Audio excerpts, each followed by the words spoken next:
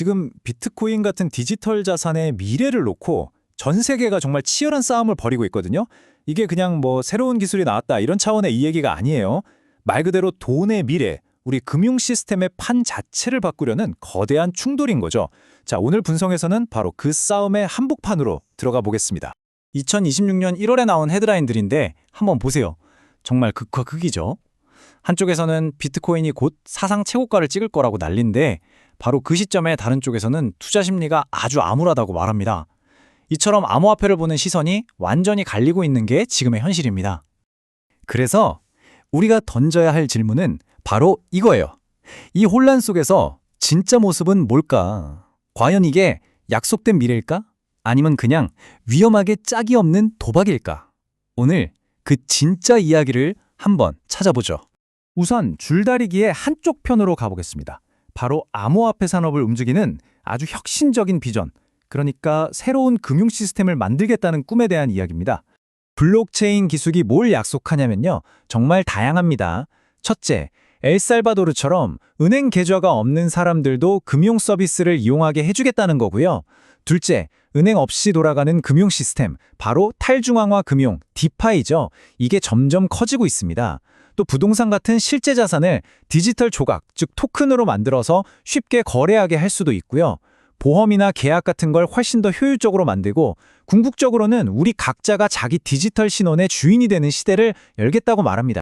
방금 말씀드린 자기주권 신원, SSI라는 개념이 여기서 아주 중요해요. 쉽게 말해서 우리가 지갑에 신분증을 가지고 다니는 것처럼 온라인상의 내 정보도 어떤 회사나 정부가 아니라 바로 나 자신이 직접 소유하고 통제해야 한다는 겁니다. 이게 바로 웹 3.0의 핵심 비전 중 하나죠. 하지만 이제 줄다리기의 반대편을 봐야 합니다. 희망찬 이야기만 있는 건 아니거든요. 회의론에 불을 지피는 수많은 위험과 실패 사례들. 말 그대로 암호화폐의 악몽 같은 현실이죠. 이 숫자 한번 보세요. 6억 달러. 이게 감이 잘 안 오시죠? 우리 돈으로 하면 거의 7천억 원에 달하는 어마어마한 돈입니다. 근데 이게 뭐 여러 사건을 합친 게 아니고요. 로닌 브릿지라는 딱 한 군데에서 해킹으로 털린 액수예요. 정말 역대급 피해였죠.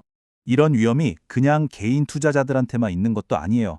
미국 경제의 수장인 제닛 옐런 재무장관이 직접 나섰습니다. 테라 루나 사태가 터진 후에 스테이블 코인이 금융 시스템 전체를 흔들 수 있는 중대한 위험이라고 아주 강력하게 경고했죠. 미국 중앙은행인 연준도 스테이블 코인이 왜 위험한지를 설명했는데요. 바로 이 스테이블 코인 런 때문입니다. 과정은 이렇습니다. 뭔가 안 좋은 사건이 터져서 사람들이 불안해지면 너도 나도 돈을 빼달라고 몰려들겠죠.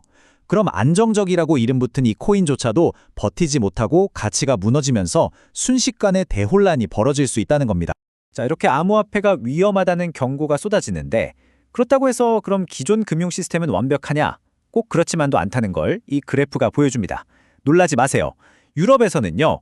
자금 세탁 범죄로 생긴 돈 1유로를 찾아내기 위해서 기업들이 규제를 지키는데 무려 600유로를 쓴다고 합니다. 효율이 정말 엄청나게 낮은 거죠. 이런 모든 가능성과 혼돈 속에서 이제 전 세계 정부들이 더는 구경만 하고 있지 않기로 했습니다. 본격적으로 이 싸움에 뛰어들기 시작한 거죠. 각 나라들이 어떻게 대응하고 있는지 한번 볼까요? 이 표를 보면 정말 제각각이라는 걸 알 수 있는데요. 먼저 미국은 법안만 수십 개를 쏟아내면서 누가 이걸 관리할 거냐 이걸로 다투고 있어요.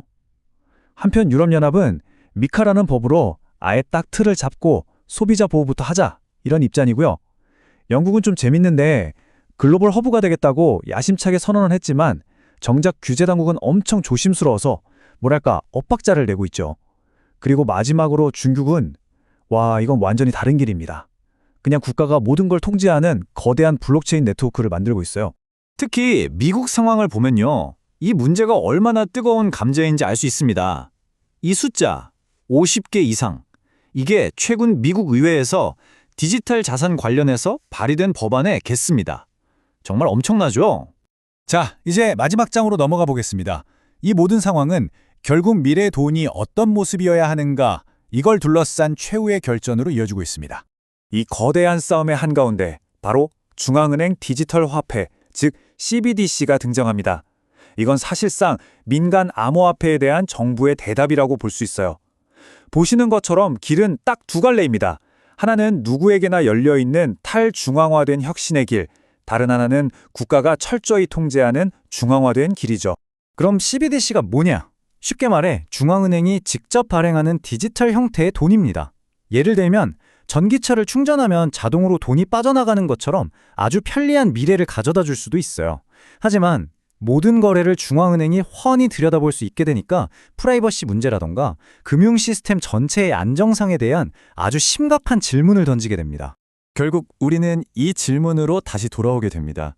한쪽에는 탈중앙화와 개인의 자유라는 꿈이 있고 다른 한쪽에는 안정성을 내세운 국가의 통제라는 거대한 힘이 버티고 있죠. 미래화폐를 둘러싼 이 줄다리기, 과연 승자는 누가 될까요? 그 결과에 따라 우리 모두의 금융생활이 완전히 달라질 겁니다.